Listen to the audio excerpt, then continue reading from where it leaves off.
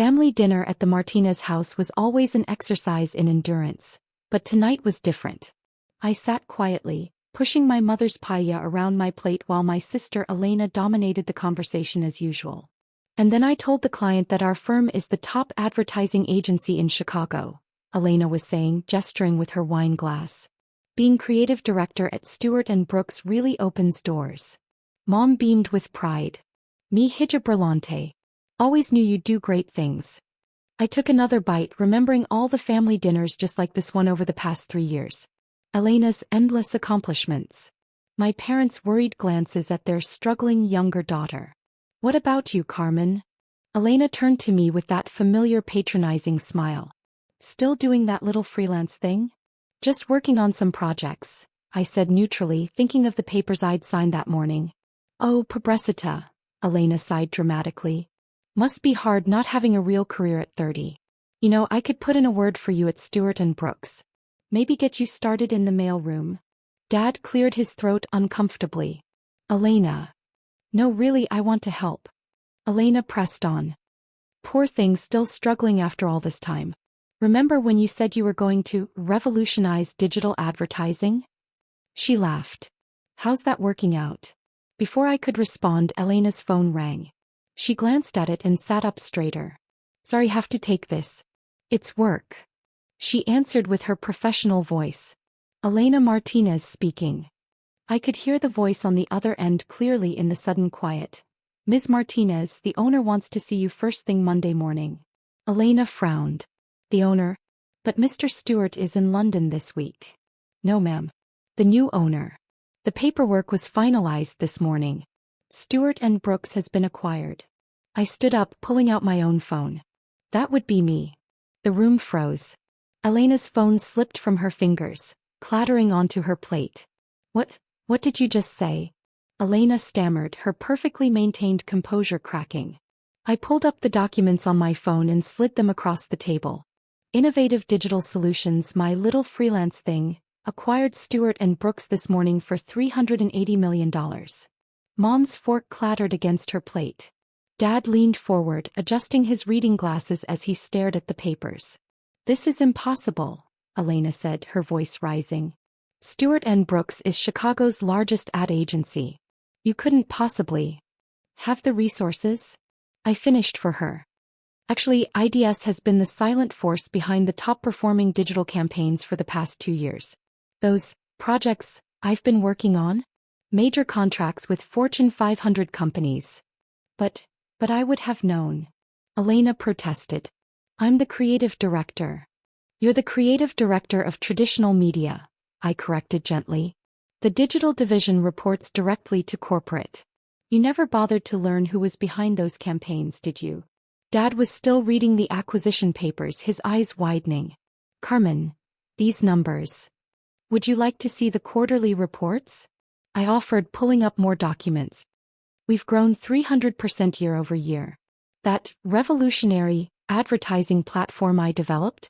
Turns out big companies will pay a premium for guaranteed results. Elena grabbed the papers, scanning them frantically. This has to be a joke. You've been living in that tiny apartment, driving that old car. Living below my means, I nodded. Investing everything back into the company. While you were buying designer clothes and luxury cars, I was building something. Mom reached for my hand, her eyes glistening. Mi amor, why didn't you tell us? Would you have believed me? I asked softly. Every time I tried to explain what I was doing, Elena would talk over me about her latest promotion or her corner office.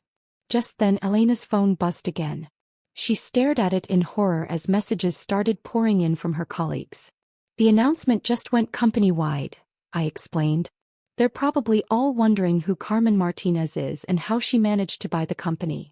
This isn't fair, Elena whispered, her hands shaking. I've worked there for 8 years.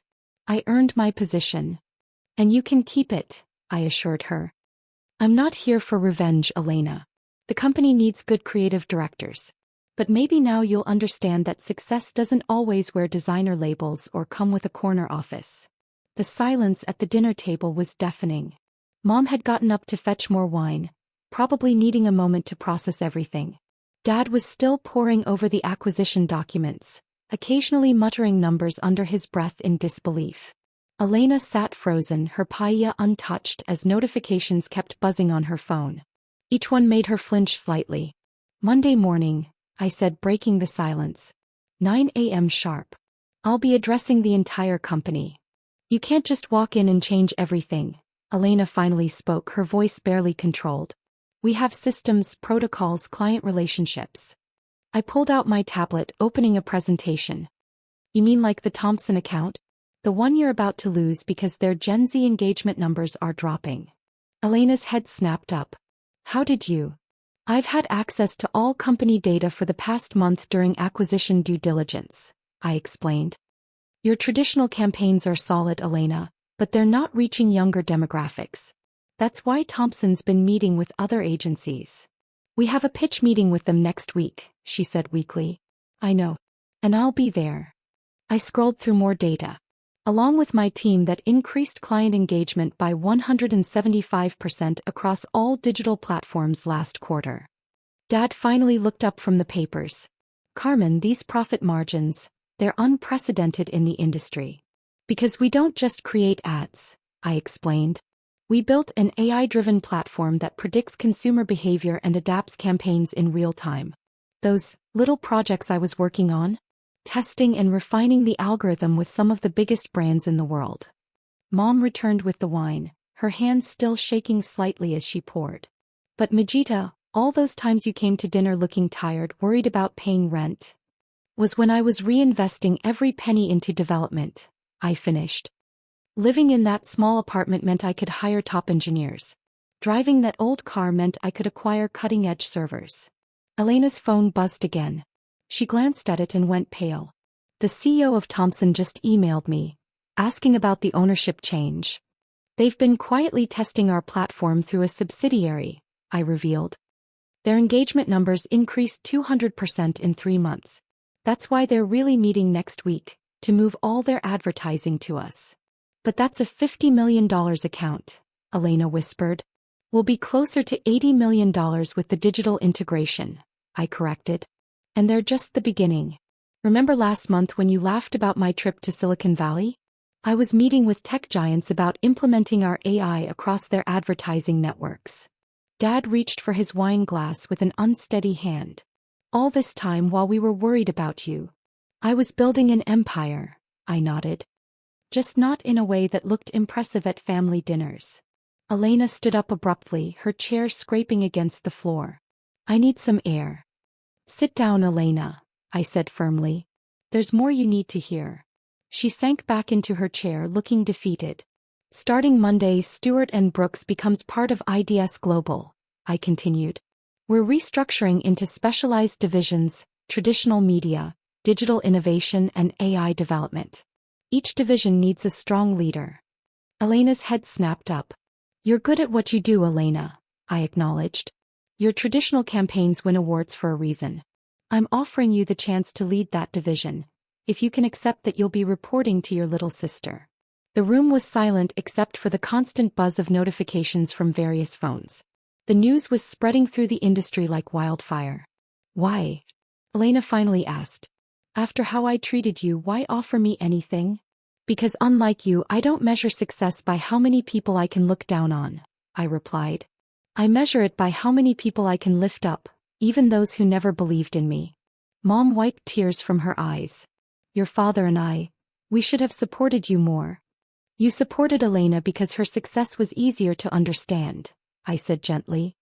"Corner offices and fancy titles make more sense than algorithms and digital innovation. I get it. But maybe now you'll understand why I kept saying the future of advertising isn't in glossy magazines. It's in predictive AI and real-time adaptation." My phone buzzed, a message from my executive team. "The press release is going live in 5 minutes. Major tech publications are already requesting interviews." Elena was staring at her hands. "All those times I offered to help you, tried to get you entry-level positions. You were already running a company bigger than Stewart and Brooks. Ironic, isn't it?" I smiled slightly. "While you were offering me a mailroom position, I was negotiating the purchase of your entire company." Dad cleared his throat. "Carmen, we've been so wrong." "Yes, you have," I agreed. But that's the past. Right now, I need to know if Elena is ready to be part of the future. Monday morning, I'm announcing the new structure. I need an answer before then. Elena looked up, tears in her eyes. All these years I thought I was so much better than you. You were better at playing the traditional game, I acknowledged. But I was busy changing the rules.